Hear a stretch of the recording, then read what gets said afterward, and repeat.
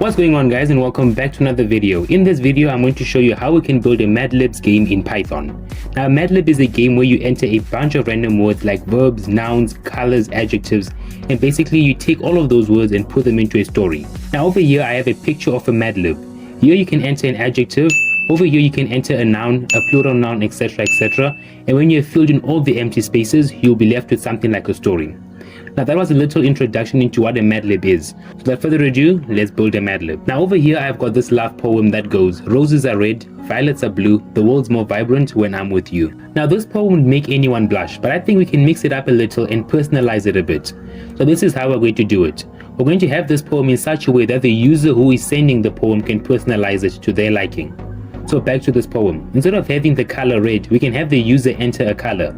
Instead of having violets, let's have the user enter a plural noun. Instead of saying the world's more vibrant, let's have the user enter a noun. And down here, let's have them enter the name of the person they want to send this to, just to personalize this poem a bit more.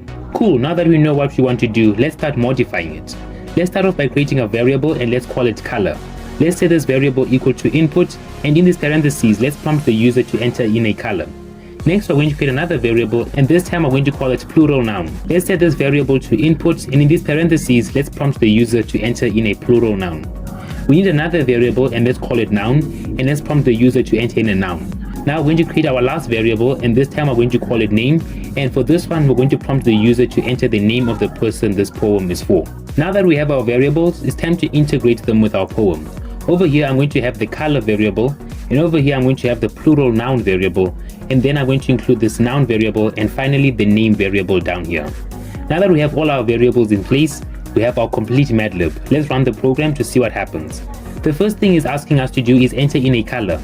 I'm going to enter the color white, then I'm going to press enter. Then it's going to ask us to enter a plural noun. I'm going to enter bluebells, then press enter. Then it's going to ask me to enter in a noun. I'm going to say universe. And lastly, it's going to ask me to enter in a name. So for the purposes of this video, I'm going to come up with a random name. Let's say Fiona. No attachment to this person whatsoever.